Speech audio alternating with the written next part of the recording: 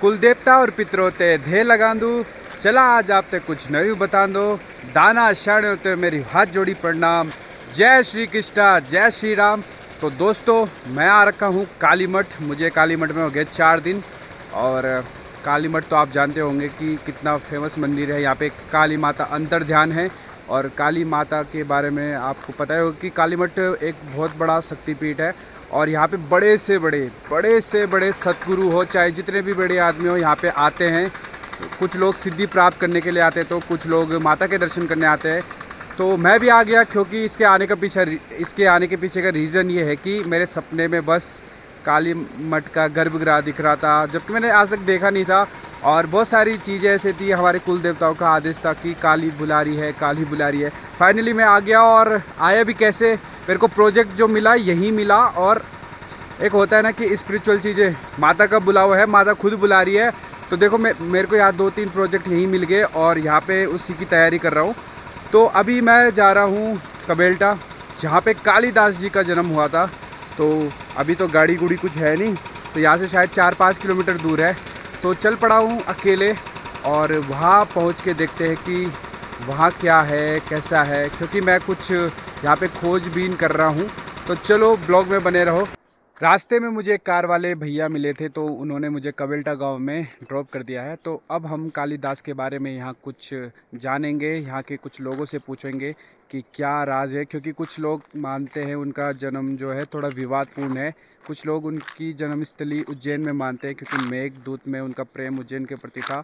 और यहाँ के साहित्यकारों ने यह प्रमाणित किया है कि कालिदास का जन्म रुद्रप्रयाग के गुप्तकाशी के कबेल्टा गाँव में हुआ है। तो चलो जानते हैं इस बार इस चीज़ को भी।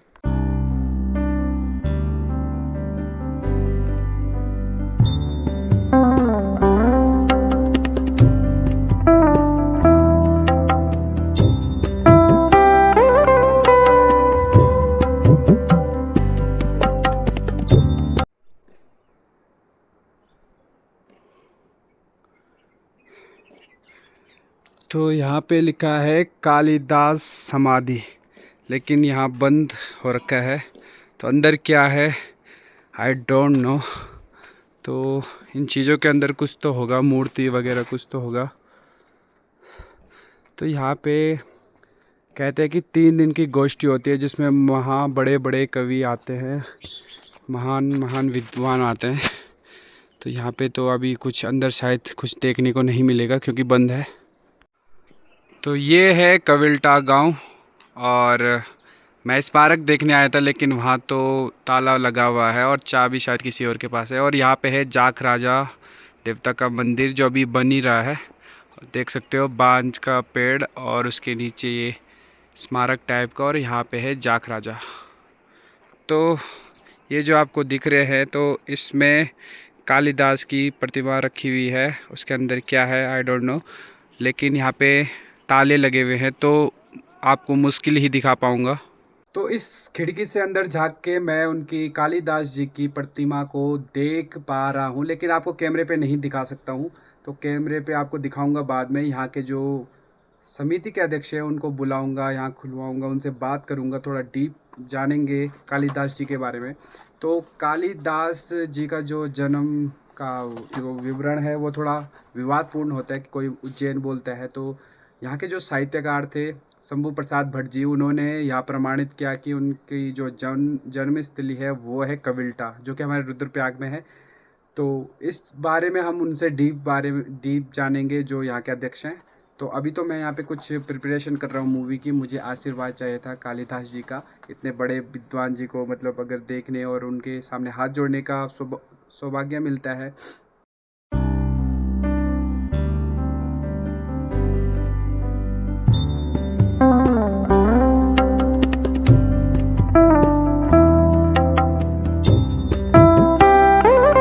तो यहाँ पे कुछ राइटिंग कर रहा था मैं 2 घंटे से, और वेट कर रहा था कि कोई समिति वालों को बुला दे।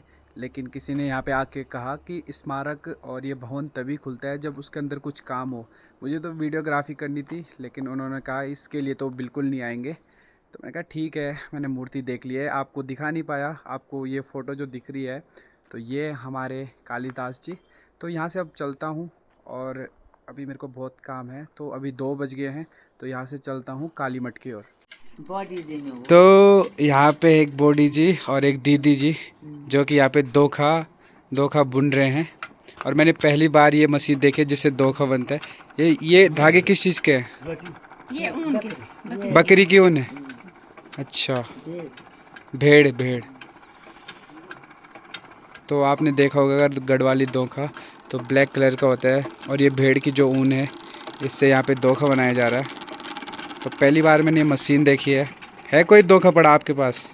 नहीं है। अच्छा, कितने बना लेते हो आप? यहाँ से धागा बना के वहाँ कोट में जाएगा ना वहाँ। अच्छा, यहाँ से आप धागा बनाते हो मशीन में? वहाँ होती है। अच्छा। तो अभी मैं जा रहा हूँ कविल्टा गांव से काली मठ की तरफ, जो कि यहाँ से 4 किलोमीटर पैदल है। तो मेरे को शॉर्टकट मार के जाना होगा क्योंकि वापसी में कोई गाड़ी नहीं दिख रही है। तो चलो चलते हैं अब। और दोस्तों आज है मंगलवार, तो आज मेरा है मंगलवार का व्रत, यानी कि हनुमान डे। तो आज हनुमान जी का व्रत है। तो बोलो जय श्री राम, जय हनुमान। और ब्लॉग में बने रहो, अभी आपको बहुत सारी इंटरेस्टिंग चीज़ दिखाऊंगा। थोड़ा मैं 2 घंटे बैठ गया था स्मारक के आगे, क्योंकि मैं कुछ राइटिंग कर रहा हूँ। तो क्या राइटिंग है, क्या प्रिपरेशन है, वो भी बताऊंगा कुछ।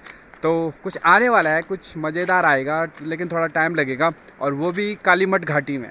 तो बने रहिए ब्लॉग चैनल पे। और जिस चैनल के लिए हम कुछ बना रहे हैं वो है विनीता राणा काली मठ, तो उनके ब्लॉग्स भी देखिएगा, डिस्क्रिप्शन लिंक में है, तो चेक ज़रूर करना।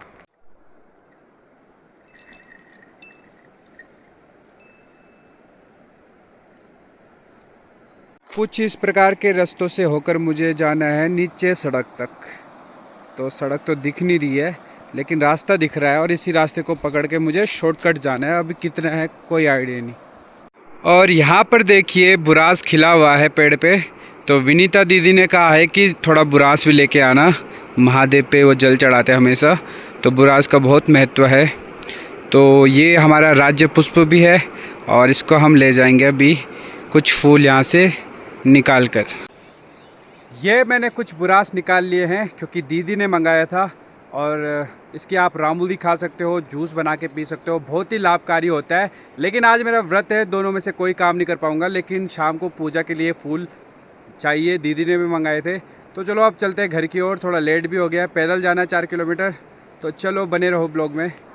तो ये है दोस्तों आपका काली मठ, और इन धर्मशाला और घरों के पीछे है आपका काली माता का मंदिर। और यहाँ पुल पे अभी कवर हो रहा है ऊपर से, तो ये जो पूरा रास्ता है पूरा कवर हो जाएगा। और जब बारिश का सीज़न होगा तो भक्तों को दिक्कत नहीं होगी, कोई भीगेगा नहीं। तो ऊपर से यहाँ तक पूरा कवर होगा मंदिर तक, जैसे आपने बद्रीनाथ में देखा होगा टीन सेट, तो ऐसा कुछ करके। और ये बहरी आपकी सरस्वती नदी। तो चलो आपको काली मठ को थोड़ा और करीब से दिखाता हूँ। आपको जो ये पत्थर पे लाल लाल दिख रहा है, ये है रक्त बीज। जब माँ काली ने रक्त बीज का संहार किया था, तो जो उसकी गर्दन काट के उस पत्थर पे रखा था, तो ये इसी पत्थर पे रखा था। और इस पत्थर पर अष्टमी के दिन रात को कहा जाता है कि रक्त निकलता है जब इस पे मसाल से प्रहार किया जाता है, ऐसा कुछ यहाँ पे मानना है लोगों का। तो ये महिमा है इस जगह की। तो यहाँ इस रक्त बीज पे माता कभी इस रक्त बीज पे नहीं चढ़ती, मतलब नदी के इस पार से उस पर थोड़ा संहार टाइप का करती है और इस पे रक्त निकलता है, ऐसा यहाँ कहा जाता है। और ये आपके काली मठ, और ये आपका दिख रहा है थोड़ा सा यहाँ से, तो ये काली मठ जो दिख रहा है आपको वो महालक्ष्मी का मंदिर है बड़ा वाला। तो काली का मंदिर थोड़ा इस घर के पीछे है। तो अभी मैं आ गया रूम पे, अब करूँगा थोड़ा आराम। और आपको बता दूं कि जहाँ पे मैं रुका हूँ दीदी लोग का होम स्टे भी है और दुकान भी है, तो उनसे आपको बाद में मिलाऊंगा, थोड़ा आराम कर लेता हूँ। तो कविल्टा से आने के बाद मैं थोड़ा सो गया था, और अभी मैं हूँ, मेरे पीछे देखिए, यहाँ पे सरस्वती मंदिर और गौरा शंकर का मंदिर है, और यहाँ पे महालक्ष्मी का मंदिर है, और उसके उधर काली माता का। तो दोस्तों मैं अभी यहाँ पे हूँ, तो यहाँ पे भोलेनाथ का एक शिवलिंग भी है, तो जिसके मैं दर्शन कर रहा था। थोड़ी देर में मैं अपना व्रत पूजूंगा, सुंदरकांड पढ़ूंगा, क्योंकि आज हनुमान जी का व्रत है। कुल देवता और पितरों ते ढेर लगा दूँ, चला आज आपसे कुछ नई बता दूँ। दाना शान होते मेरे हाथ जोड़ी प्रणाम। जय श्री कृष्णा, जय श्री राम। तो दोस्तों, जैसे कि आपको पता है कि आज बसंत पंचमी है। पहले तो आप सबको बसंत पंचमी की हार्दिक शुभकामनाएं। और अभी समय हो रहा है लगभग 5 बजे, तो मैं थोड़ा 1 घंटा लेट उठ गया कल के कारण, क्योंकि कल मंगलवार का व्रत था और आज बसंत पंचमी है और मैं हूँ कालीमठ में। तो यहाँ पे सरस्वती नदी है, तो आज सरस्वती माता का दिन है, तो इस नदी में स्नान करना तो बनता है।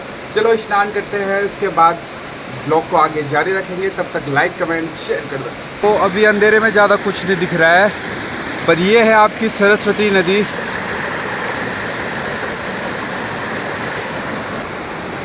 तो जैसा कि अगर हम सोचते हैं ना मन में कि सुबह सुबह नदी का पानी ठंडा होता है, ऐसा कुछ नहीं है। बस मन से नहाओ, पानी कोई ठंडा नहीं होता है। थोड़ा अकेला भी हो और स्नान भी कर लिया तो कोई ठंडा वंडा नहीं होता है। बस सच्चे मन से नहा लो। माँ सरस्वती के जल से स्नान हो गया है, अब थोड़ा उनकी पाठ पूजा करेंगे सरस्वती मंदिर में जाके। तो चलो चलते हैं।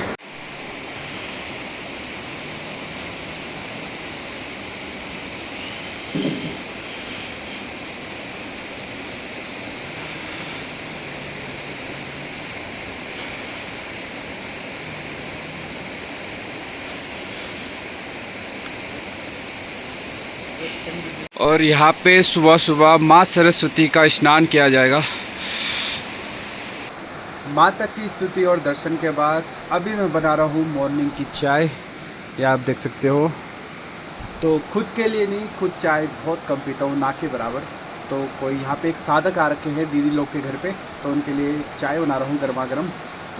तो सुबह आपने देखा होगा कि नदी में कुछ नहीं दिखाई दे रहा था, तो इस जगह पे, इस घाट पे स्नान किया। और तो स्नान के बाद माँ सरस्वती की वंदना। तो यहाँ पे जीजा जी सुबह सुबह की दुकान सजा रहे हैं और ये देखिए पूजा की थालियाँ तैयार हो रही हैं। और यहाँ पे आपको A to Z सामान मिलेगा। आप देख सकते हो, हाथ के रुद्राक्ष हो, गले के रुद्राक्ष हो, ये सजावट के लिए हो, माला, फूल माला, लेडीज़ सामान, सारे गारमेंट्स आपको यहाँ पे मिल जाएंगे और वो भी उचित रेट में। तो जब भी आप कालीमठ आते हो तो जो पहली दुकान है तो यहाँ पे ज़रूर विज़िट करें। हमारे प्रमुख पुजारी और यहाँ के प्रमुख पुजारी। और यहीं पे अगर आपका रात्रि विश्राम का प्लान बनता है तो इनका यहाँ होम स्टे है और ये पूरा होम स्टे है। यहाँ पे खाने रहने की पूरी सुविधा है यहाँ। तो आप जब भी कालीमठ विज़िट करो, जो पुल पार करके पहली दुकान है वो है जीजा जी की, यानी कि सिद्धपीठ कालीमठ राणा होम स्टे। तो यहाँ पर ज़रूर विज़िट करें। तो अभी माँ काली के दर्शन करके आ गए। ये है विनीता दीदी, पिछले ब्लॉग में तो आपने देखा होगा। तो दीदी आज क्या है? आज बसंत पंचमी है और आप सभी को हिंदू नव वर्ष की बहुत बहुत शुभकामनाएं। माँ काली, माँ सरस्वती, माँ लक्ष्मी आप सबकी मनोकामना पूर्ण करे। और आप भी एक बार सिद्धपीठ कालीमठ आके माँ भगवती के दर्शन के लिए ज़रूर आएँ। और ये हमारे यहाँ कैसी रिवाज है कि ये जो होते हैं ये वहाँ चढ़ाए होते हैं और इसके बाद हम इसको अपने घर में लगाते हैं। तो अभी इनको घर में लगाएंगे और आप लोग भी अगर लगाते हैं ऐसे कमेंट में लिखे कैसे आपके यहाँ रिवाज है। हमारे यहाँ तो जो भगवती के जो दास होते हैं वो भगवती के मंदिर में हरिया ये जो चढ़ाते हैं और उसके बाद सब अपने अपने घर प्रसाद के रूप में ले जाते हैं और अपने अपने दरवाजों में लगाते हैं। तो जय माँ काली, जय माँ काली। भाई जन बाल्टी बजनी वैसा बाल्टी बजनी। हाँ। और ये बसंत पंचमी में ढोल वाले भाई जी बड़ाई बजाते हुए, और ये कल्चर है हमारा। और हमारे साधक जी वंदे मातरम।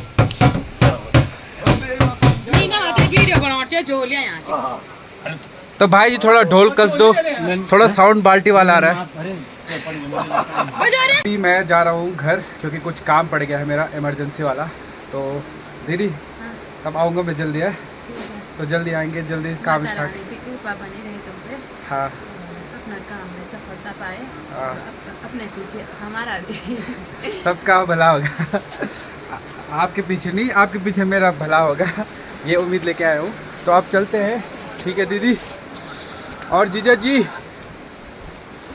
चलो तब ठीक था भाई, चलो ठीक दीदी। हाँ हाँ, मैं 17 ब्याह खने 18। अभी दाढ़ी कटवा के लुक कुछ ऐसा हो गया है, वरना दाढ़ी बहुत टाइम से कटवाई नहीं थी, थोड़ा बाल भी कटवा लिए हैं। मैं अभी मयाली से 1.5 किलोमीटर आगे आ गया हूँ, क्योंकि मयाली में एक भी टैक्सी नहीं मिली, क्योंकि आज बसंत पंचमी है और आज शादियों का दिन भी है, तो सारी टैक्सी शायद बुकिंग में होंगी। कोई भी इधर सवारी एक भी नहीं दिखा मुझे मयाली में। तो यहाँ से 6 किलोमीटर पैदल है हमारा गांव, तो अभी पैदल चल रहा हूँ, रास्ते में शायद कोई मिल जाए। और घर आने का रीज़न ये कि हमारे गांव में 5 दिन का नागेंद्र देवता की जग्गी है, तो इसके लिए मैं अर्जेंट घर आया हूँ। तो चलो ब्लॉग में लास्ट तक बने रहूँ, क्या होता है कैसा होता है।